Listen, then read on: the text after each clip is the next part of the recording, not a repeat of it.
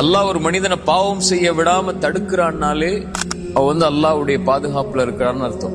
ஒரு மனிதன் பாவம் செய்ய ஆரம்பிக்கிறான்னா அவன் அல்லாஹ்வுடைய பாதுகாப்பை விட்டு விலகுறான்னு அர்த்தம். இன்னல்லாஹ யுதாஃபிஉ அனில் லதீன ஆமனு. அல்லாஹ் ரப்புல் ஆலமீன் ஈமான் கொண்டவர்களை அல்லாஹ் பாதுகாப்பான். அவ்வளவுதான். வானம் பூமிகளில் உள்ள எல்லோரும் ஒன்று சேர்ந்து அவனுக்கு எதிராக நின்னாலும் சரி, அல்லாஹ் அவனை பாதுகாக்கணும்னு நாடிட்டான்னா அவ்வளவுதான் முடிஞ்சு. மனிதர்கள் ஜின்கள் எல்லாரும் சேர்ந்து ஒரு மனிதனுக்கு நலவை செய்ய நாடினாலும் அல்லாஹ் நாடி இருந்தா மட்டும்தான் அதை செய்ய முடியும். அதான் நம்ம நம்பிக்கை. லா ஹவுல வலா குவத இல்லா பில்லாஹ். எந்த சக்தியும் இல்லை, எந்த ஆற்றலும் இல்லை அல்லாஹ் அதை நாடாம, அல்லாஹ் விரும்பாம. அல்லாஹ் என்ன பாதுகாக்காத வரைக்கும் எந்த பாதுகாப்பும் இல்லை. மனிதர்கள் ஜின்கள் எல்லாரும் ஒன்று சேர்ந்து உங்களுக்கு எதிராக மாறிவிட்டாலும் அல்லாஹ்வுடைய நாட்டமில்லை என்றால் எதுவும் செய்ய முடியாது. அல்லாஹ்விற்கு எதுவும் சிரமம் இல்லை, அல்லாஹ்வை எதுவும் தடுமாறச் செய்யாது.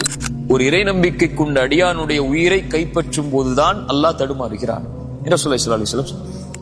அவனுக்கு பரக்கூடிய அந்த வேதனை அல்லாஹ்வை தடுமாற வைக்கிறது. அல்லாஹ்வுக்கு தடுமாறக்கூடிய குணம் அல்ல, அந்த தடுமாற்றம் அல்லாஹ்வுடைய அன்புடைய வெளிப்பாடு. அதான் ஸல்லல்லாஹு அலைஹி வஸல்லம் சொல்றாங்க, அஜபல் லி அம்ரில் முஃமின். ஒரு முஃமினுடைய காரியம் என்னை ஆச்சரியப்படுத்துகிறது. அவனுக்கு ஏதாவது நலவு நடந்தால் அல்லாஹ்வை புகழ்கிறான், ஏதாவது சோதிக்கப்பட்டால் அவன் பொறுமையாகிறான். என்ன பொறுமையாகிறான்? சரி, அல்லாஹ் கொடுத்துட்டான், என்ன பண்றது, பொறுமையா இருப்போன்னு இல்ல, இது அல்லாஹ்வுடைய விதி, அதை நான் ஏற்றுக்கொள்கிறேன் என்று பொறுமையாகிறான்.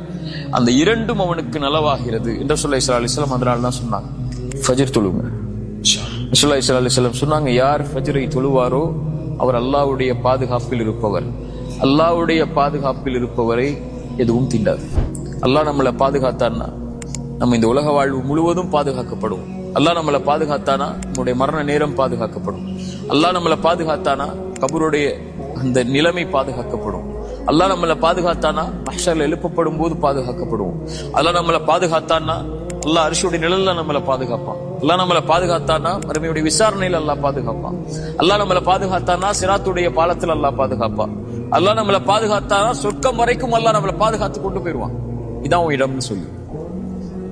அல்லாஹ் நம்மளை பாதுகாக்காமல் விட்டான்னா உலகமே ஒன்னு சேர்ந்து நம்மளை பாதுகாக்க நினைச்சாலும், நமக்கு உறுதுணை அணிக்க நினைச்சாலும், நமக்கு நலவு செய்ய நினைச்சாலும் நடக்காது. ரெண்டு விஷயம் உங்க வாழ்க்கையில் இருந்துச்சுன்னா அல்லாஹ் உங்களை பாதுகாத்துக்கிட்டே இருப்பான். ஒண்ணு, குர்ஆனை காலையிலேயும் மாலையிலையும் ஓதுங்க. உங்களுக்கு தாய் தந்தை உயிரோடு இருந்தா ஒவ்வொரு நாளும் அவங்கள்ட்ட பேசுங்க கண்ணியமான முறையில. இந்த ரெண்டை நீங்க செஞ்சீங்கன்னா அல்லாஹ்வுடைய பாதுகாப்புல இருந்து நீங்க விலகவே மாட்டீங்க.